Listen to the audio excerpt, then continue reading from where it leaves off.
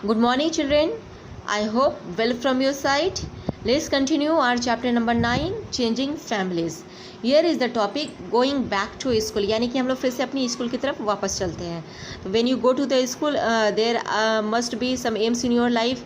यानी कि आपके लाइफ में कुछ एम होगा जिस एम के अकॉर्डिंग आप उस क्लास तक पार्टिकुलर पढ़ना चाहते हैं. So there are many questions according to your aims now. ठीक है, अब आपके अकॉर्डिंग थ्रू आपके एम्स के अकॉर्डिंग आपके फादर के क्वालिफिकेशंस के according you have to answer questions. So let's start doing questions. First question is up to which class do you want to study. यानी कि आप किस क्लास तक पढ़ना चाहते हैं. Either you want to do graduation और you want to do post graduation और you want to do medical और you want to do engineering. You can write all these things. It is up to you. Next question is up to which class your parents study. यानी कि आपके parents किस class तक पढ़े लिखे हैं. तो पेरेंट्स की बात हो रही है तो you have to write the qualification of your mother also and you have to write the qualification of your father also. ठीक है. Next question is till which class did your grandmother get a chance to study. यानी कि आपकी दादी माँ को किस class तक पढ़ने का मौका मिला है. ठीक है, you can ask from your grand mother. ठीक है, आप उनसे अपनी दादी माँ से पूछेंगे और क्वेश्चन का आंसर करेंगे. If your grandmother is not alive you can ask from your parents. Next question is at which age did your grandmother get married. यानी कि आपकी दादी माँ की शादी किस एज में हुई है. ठीक है, आप ये भी क्वेश्चन का पूछेंगे. आप अपनी ग्रैंड मदर से पूछेंगे, अपने पेरेंट्स से पूछेंगे, then write the answer.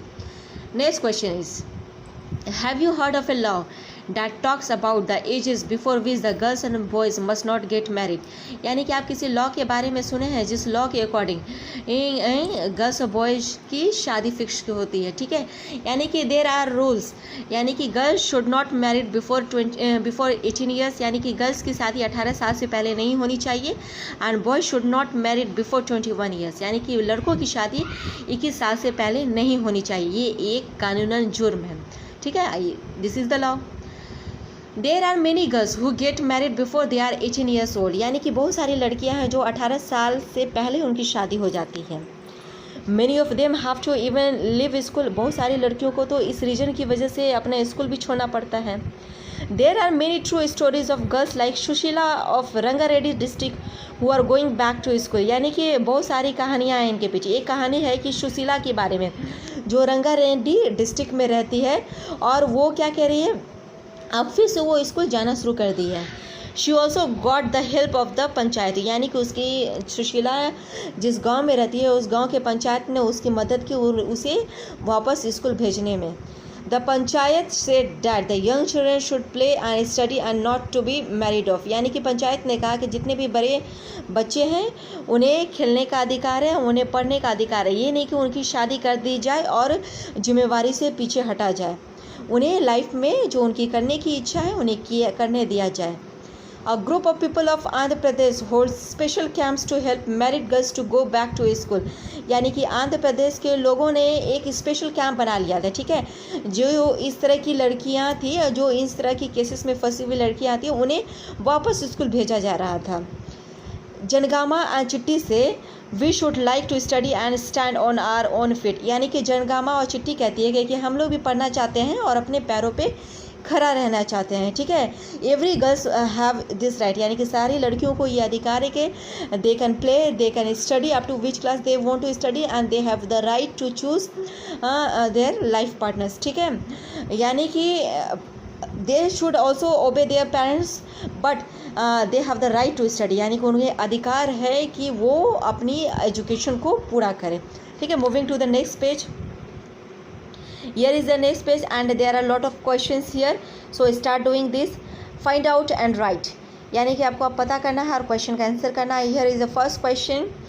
Are there any such children in your neighborhood who had to drop out of school?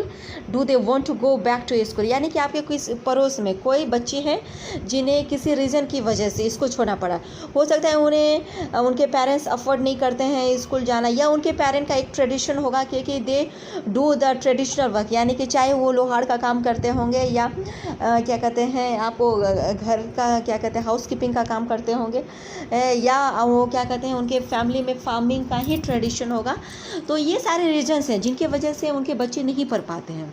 तो कुछ पेरेंट्स अपने बच्चे को इस रीज़न की वजह से भी स्कूल नहीं जाने देते, या कुछ पेरेंट्स इतना पैसा अफोर्ड नहीं करते हैं, या they are not qualified so much, ठीक है। सो वो अपने बच्चे को स्कूल नहीं भेज पाते हैं। तो क्या आपके नज़र में या आपके पड़ोस में कोई ऐसे बच्चे हैं जिन्हें इस रीज़न की वजह से स्कूल छोड़ना पड़ा, और क्या छोड़ना पड़ा तो वो फिर से वो स्कूल वापस जाना चाहते हैं? तो आपको यदि हैं कोई ऐसी नज़र में, तो you can write yes and complete the sentences. If you have no any children then you can write answer no and then complete the sentence. Next question is what are they doing these days, यानी कि ये जो बच्चे हैं जो school नहीं जा रहे हैं, किसी रीज़न की वजह से घर में ही बैठे हुए हैं, तो वो आजकल क्या कर रहे हैं, ठीक है। तो आपको ये भी जो आप देखते हैं, चाहे हो सकता है कि वो झाड़ू पोछा का काम करते होंगे हो, या हो सकता है वो खेती करते होंगे, या हो सकता होगा कि वो इधर उधर घूमते होंगे। तो आप you can write all this senses. Next question is has anybody in your family got married recently हो, यानी कि कोई आपके परिवार में कोई ऐसे मेंबर हैं जिनकी रिसेंटली शादी हुई है, और वो कौन है? तो आपके परिवार में हो सकता है कि आपके सिस्टर होंगे, या आपके यंग ब्रदर होंगे, या हो सकता है अंकल आंटी जिनकी शादी हुई है, आप उनका नाम मेंशन कर दीजिए और उनका रिलेशन मेंशन कर दीजिए।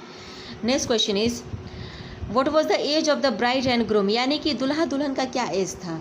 तो आप जो आपकी फैमिली में जिनकी शादी हुई है, तो आप उनसे कंसल्ट कीजिए कि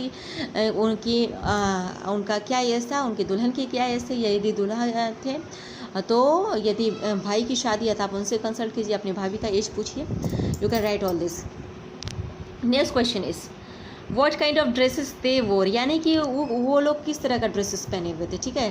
तो यहाँ पे आपके पास है ब्राइड एंड ग्रूम, यानी कि dulhan always wear red sari, red lehenga, pink lehenga, all this thing, and the dulha wears sherwani suit. You can write all this answers. Next question is what kind of dishes were there name them, यानी कि आप जिस wedding functions को attend किए थे वहाँ पे कौन कौन से डिशेस थे? तो आप ओबियसली आपको पुलाव वगैरह मिला होगा, वेजिटेबल्स मिला होगा, सब्जी मिले होंगे, स्वीट्स मिले होंगे। So my dear students, this is over for today, this chapter is over now, good bye.